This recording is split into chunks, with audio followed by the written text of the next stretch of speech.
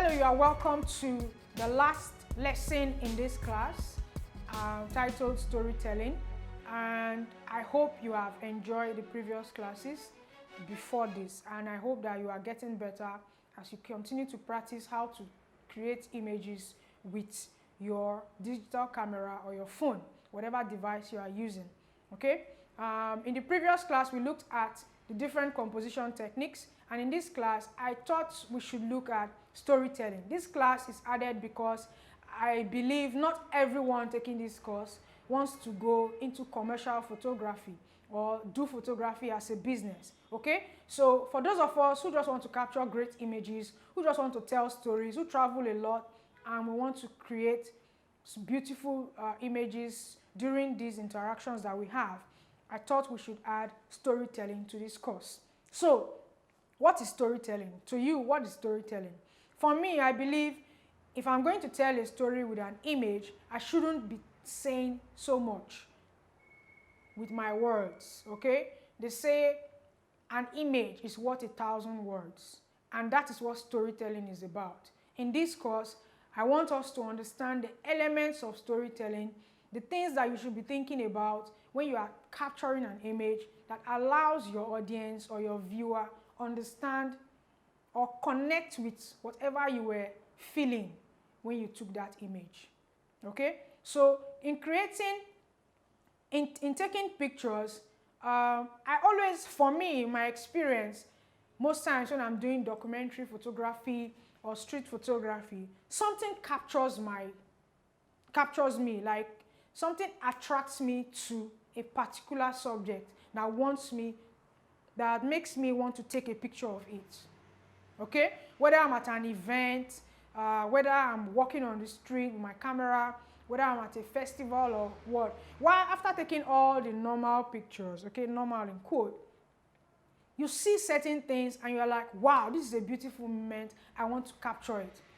Whatever has made you feel that way, you need to capture an image that makes every other person who sees this picture feel exactly the way you felt when you took that picture. Yeah. So that is storytelling. If you are not able to capture the moment in a way that transmits same emotion to any viewer of that picture, then you have not been successful in telling a story of that moment. Okay? So, what are the elements we should be looking at? I'm going to talk slightly like a journalist right now. So we have what we call the 5 W's and H. 5 W's and H. And we're going to look at it. What are the 5 W's? Why? Number one, why? The why. You need to pay attention to the why. If you are going to capture an image that tells a story, you need to pay attention to the why. Why did I stop to take this picture? Why? Why? Whatever that why is has to be shown in that image so that every other person who sees that same picture knows why. I do not need to explain, and the reason I took this picture is because, no. Once you begin to talk too much, it means that you have not captured the why in this image. So number one element you need to pay attention to is why. Why have I stopped to take this image? Why do I think this image is important to capture? Why do I think people need to see this particular thing? Why do I think my client, okay, talking about others who want to use photography for business, why do I think my clients will be interested in this frame? Okay? So you need to answer the question of why. The next question the next W you need to know is what? What is so important about this why? Yeah. What is so important about this why? Okay? When you know the what and you've captured it very importantly or effectively, then whoever sees this picture knows the what. Okay? You need to be able to capture the why, the what, the where. Next W is where. Where is this happening? Where am I? How do I capture this image in a way that people who see this picture have an idea of where we are? Okay? Is it a concert? so they feel the energy of a concert. Is it a conference? Is it in one village? Is it at the riverside? People need to be able to know the where, okay, in your image. Okay? Why? Why have you stopped to take that image? Why do you think it's important to take the image or create that image? What? What is so important about this image? What is that story? What is the thing about this person or this thing that is so important that you have captured it? And then the where. Where is this place located? The location. Where is this place? Or what is happening there, okay? The next W is when. When. When. Okay? So yes, I know you cannot put a date in your image. But it's also important to capture the elements of the time of day. Okay? Especially when it's a picture that you took outdoors. Even if you are indoors, there's a way you can take a picture and people can still know whether you took it at night or in daylight or in the hot afternoon. So the when, okay? Time of day, when. How do I capture time of day in my image? How do I tell a story that, if it's so important to know the when, how do I capture that in that image, okay? Then the who. Who, that's the fifth W, is who is the subject? Who really is the subject of this image? I was in a festival recently. Apparently, I was in a Argungu fishing festival. And different days leading up to the event, and even on the event day, there was a lot happening, like a lot happening everywhere. A crowd. In fact, everybody, especially on the fishing day, there were a lot of fishermen, fish sellers and all that. So if you wanted to just say, I'm at Argungu Fishing Festival, I'm here to take pictures of fishermen fishing in the water, you will take a picture of a crowd. But there has to be something that you saw in that particular fisherman, okay, that you want to capture. It might be the way he has held his pot into the water. It might be somebody who is about to dive into the water. You need to be able to distinguish your primary subject from the crowd. You can either use, remember the composition techniques, your rule of third, leading lines. Use something to distinguish your subject. We need to know who this story is about. We need to know who this story is about. I just took a picture of the crowd walking. No, fine, that's part of your story. But if you are going to create an image that people will take out time to stand and look at and want to understand, then there needs to be a subject. You need to have a subject. And to answer that, you need to know the who. Okay? You need to know the who of this story. Who. So we have looked at the 5 W's. The why. Why have you stopped? Why have you held your camera up? Why are you looking through the viewfinder? Why? The what. What is so important about this image you want to create?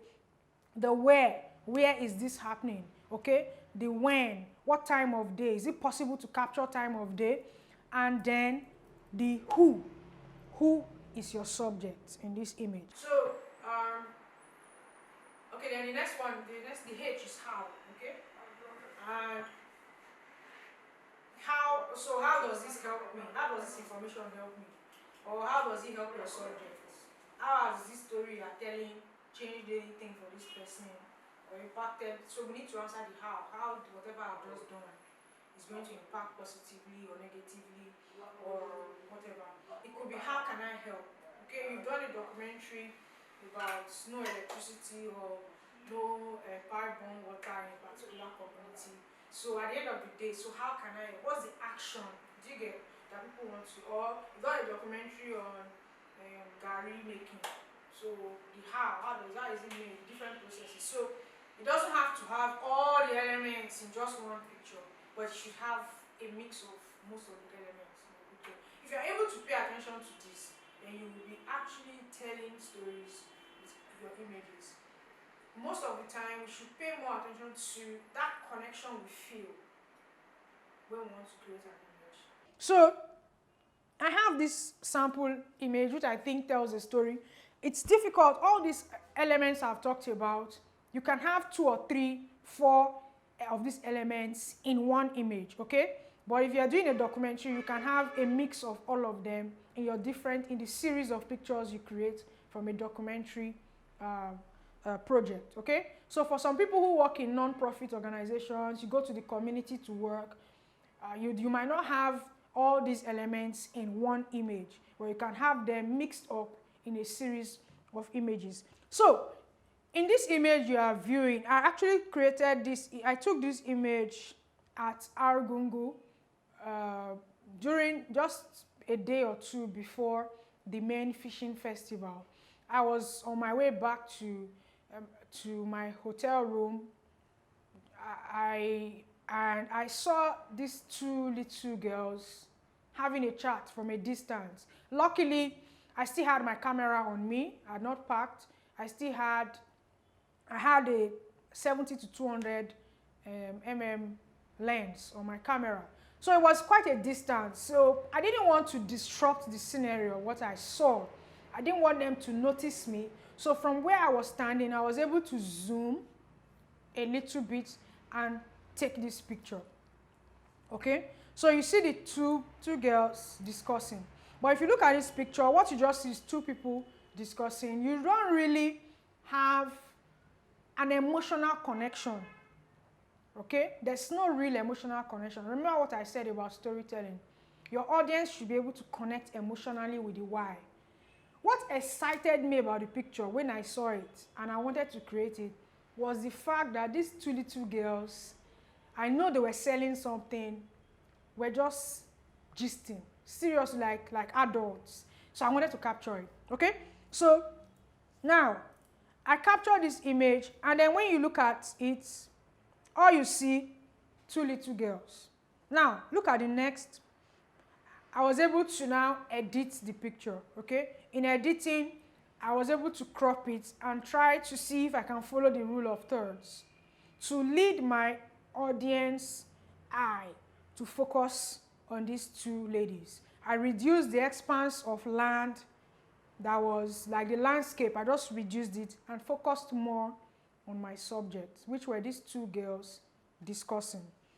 Now, in this closer shot, you can now see that one of the girls is actually wearing a slippers. Or she's not wearing a shoe, wearing a slippers. You can see that she has a bucket that is empty or seems empty. And then, yeah, so at least we can now see more compared to the previous image we had where it was just a wide landscape and two people in the landscape. So you see how just coming closer to create this image has given me some more details in this story. Now let's look at the next picture. Now in this picture, we have been able to zoom in more into their upper body. So we can now see that, okay, she actually is holding money, some money. That's why her bucket is empty. So she must have finished selling, okay?